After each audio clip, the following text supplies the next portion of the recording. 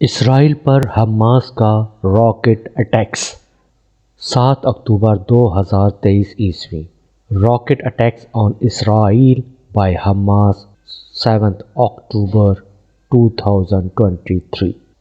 7 اکتوبر سن 2023 کو حماس نے اسرائیل پر rocket attacks کیے، جس کے نتیجے میں اسرائیل کی فوجیوں سمیت 1300 سے زائد مرد، خواتین اور معصوم بچے ہلاک اور ہزاروں زخمی ہوئے۔ اس کے علاوہ بہت سے مکانات، چھوٹی بڑی عمارتوں سمیت دیگر اثاثہ جات تباہ ہوئے۔ دنیا بھر کے تمام ہی ممالک نے ان حملوں کی نہ صرف مذمت کی بلکہ متاثرہ اسرائیلی عوام سے دلی تعزیت اور اظہار ہمدردی بھی کی۔ یوں بھی کہا جا سکتا ہے کہ حماس کے اس اقدام کو دنیا کی بڑی اکثریت نے پسند نہیں کیا، اور ایک بڑی اکثریت نے حماس کے اس حملے کی شدید مخالفت کی اور اس کے خلاف احتجاج بھی کیا۔ اب یہاں یہ سوال پیدا ہوتا ہے کہ حماس نے ہزاروں راکٹس اور پیرا گلائیڈرز کہاں اور کس ملک سے حاصل کیے؟ ساتھ ساتھ مجھ سمیت ہر فرد یہ بھی سوچ رہا ہے کہ حماس نے راکٹ اٹیکس کرنے سے پہلے یہ بھی کیوں نہیں سوچا کہ اسرائیل پر اٹیکس کرنے کے بعد اس کا پلان دوم اور پلان سوئم یعنی پلان بی اور پلان سی کیا ہوگا؟ اور حماس اور اس کے ساتھیوں نے یہ بھی کیوں نہیں سوچا کہ اسرائیل پر ان کے حملوں کے جواب میں اسرائیل کی فوجی کارروائیاں کیا اور کس کس طرح کی ہوں گی، جن کا خمیازہ معصوم و نہتے فلسطینی عوام کو کس کس طرح بھگتنا پڑ سکتا ہے۔ اسرائیل، جس نے پہلے ہی فلسطین کے تقریباً تمام ہی علاقوں پر، یا یوں کہہ لیجئے کہ 90% سے زائد رقبے پر وقفے سے بھاری ہتھیاروں، ٹینکوں اور فضائیہ سے حملہ کر کے قبضہ کر لیا تھا، جو یہ بات ظاہر کرتی ہے کہ اسرائیل کو فلسطین پر ہر طرح سے جنگی برتری حاصل رہی ہے۔ اس کے علاوہ اسرائیل کو پوری دنیا کے بڑے امیر اور طاقتور ترین ممالک کی ہر طرح کی حمایت حاصل رہی ہے۔ اس حمایت میں صرف سفارتی حمایت ہی شامل نہیں تھی، بلکہ ہر طرح کی عسکری ساز و سامان کی مدد بھی شامل رہی، جن میں جنگی بحری جہازوں، دور تک مار کرنے والے میزائلز، جدید ترین بندوقیں اور دیگر ہتھیار شامل ہیں۔ اس امر سے ہر شخص واقف ہے کہ اسرائیل کو جن بڑے امیر اور طاقتور ترین ممالک کی مکمل اور ہر قسم کی سپورٹ حاصل رہی ہے، ان ممالک میں امریکہ، برطانیہ سمیت تقریباً تمام مغربی ممالک شامل ہیں، جبکہ فلسطین کو اس طرح کی سپورٹ کسی بھی ملک کی حاصل نہیں تھی۔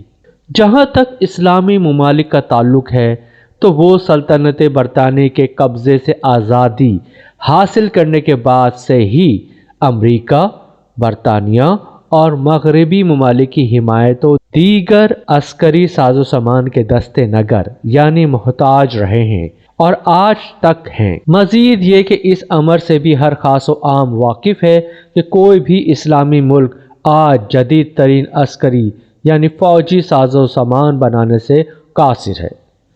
اب لوگ یہ سوچ رہے ہوں گے کہ پاکستان نے تو ایٹم بم بنا لیا ہے، تو قارئین کو میں بتانا چاہوں گا کہ پاکستان نے جو ایٹم بم اور میزائلز بنائے ہیں، ان کو بنانے کے لیے جن معدنیات یعنی منرلز، جدید ترین ٹیکنالوجیکل آلات یعنی ٹیکنالوجیکل انسٹرومنٹس، میٹلز اور کیمیائی مواد کی ضرورت ہوتی ہے، وہ پاکستان خود نہیں بناتا، بلکہ پاکستان وہ تمام چیزیں امریکہ، برطانیہ یا مغربی ممالک سے ہی منگواتا ہے۔ یعنی پاکستان میں ابھی یہ صلاحیت موجود ہی نہیں ہے کہ وہ خود سائنسی تحقیق کر کے کوئی نئی چیز تخلیق کر سکے۔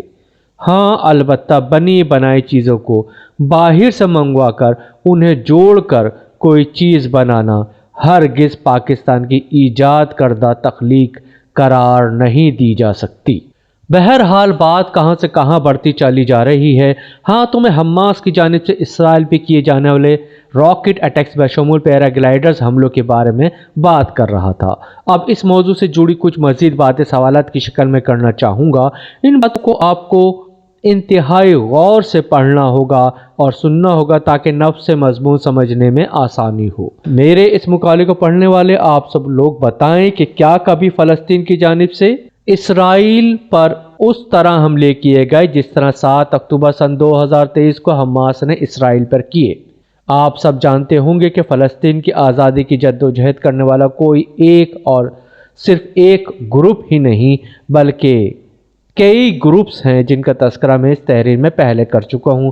اب یہاں یہ سوال کرنا بھی غیر ضروری نہیں ہوگا کہ فلسطین میں آزادی کے لیے جدوجہد کرنے والے جتنے بھی گروپس موجود ہیں، کیا ان میں سے کسی ایک گروپ نے بھی 7 اکتوبر سن 2023 کو حماس کے راکٹ اٹیک سے پہلے اسرائیل پر اتنی بڑی تعداد میں راکٹس داغے؟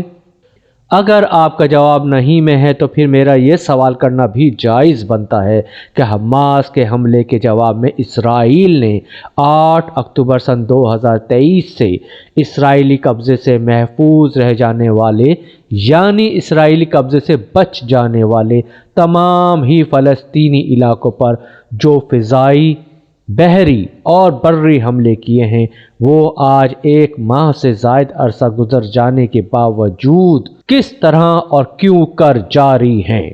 اسرائیل کے ان حملوں کی وجہ سے 11,000 سے زائد فلسطینی مرد، خواتین اور معصوم بچے ہلاک ہوئے اور 1 لاکھ سے زائد زخمی ہوئے اور تا دم تحریر روزانہ سینکڑوں افراد کی ہلاکتوں اور زخمی ہونے کا سلسلہ جاری ہے۔ اب مزید سوالات ذہن کو جھنجھوڑ رہے ہیں کہ 1948 میں اسرائیل کی ریاست قائم ہو جانے کے بعد فلسطین نے کتنی مرتبہ اسرائیل پر فضائی، زمینی اور بحری حملے کیے؟ سن 1948 سے لے کر آج تک فلسطین نے اسرائیل پر حملے کر کے کتنے اسرائیلی علاقوں پر قبضے کیے اور کتنی بڑی تعداد میں اسرائیلیوں کو ان کے گھروں سے جبراً بے دخل کیا؟ کتنی اسرائیلی بستیوں کو مسمار کیا؟ فلسطین نے کتنی اسرائیلی بستیوں میں آباد کار یعنی سیٹلرز کے نام پر فلسطینیوں کی آباد کاریاں کی؟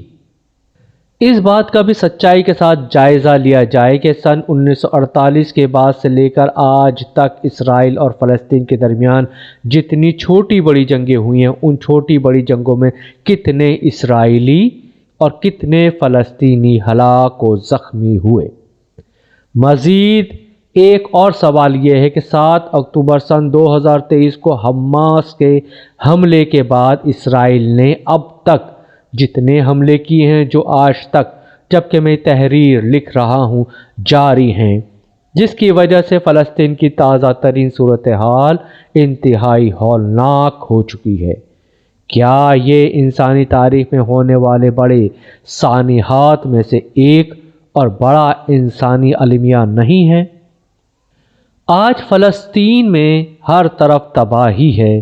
وہاں ہلاک و زخمی ہونے والے فلسطینیوں کے لیے نہ اسپتال دستیاب ہیں، نہ ہی ادویات ہیں، وہاں نہ پانی ہے، نہ گیس ہے اور نہ ہی بجلی ہے اور نہ ہی کھانے پینے کی اشیاء دستیاب ہیں اور نہ ہی روزمرہ استعمال کی اشیاء دستیاب ہیں۔ اور اگر کچھ امدادی ادارے امدادی سامان لے کر وہاں پہنچے بھی تو انہیں متاثرہ علاقوں میں بچ جانے والے فلسطینیوں تک پہنچنے میں کون رکاوٹ بنا ہوا ہے؟ انسانیت کے علم بردار کہاں ہیں؟ اقوام متحدہ کہاں ہے؟ اقوام متحدہ کا انسان کے بنیادی حقوق کا چارٹر کہاں ہے؟ اقوام متحدہ کے سیکرٹری جنرل اینٹونیو گوٹریس کے احکامات اور اپیلوں پر عمل درآمد کیوں نہیں ہو رہا ہے؟ کیا آج اقوام متحدہ کا وجود خود ایک سوالیہ نشان بنا ہوا ہے؟ آخر عالمی انسانیت کا ضمیر کہاں اور کس جگہ مدفون ہو چکا ہے؟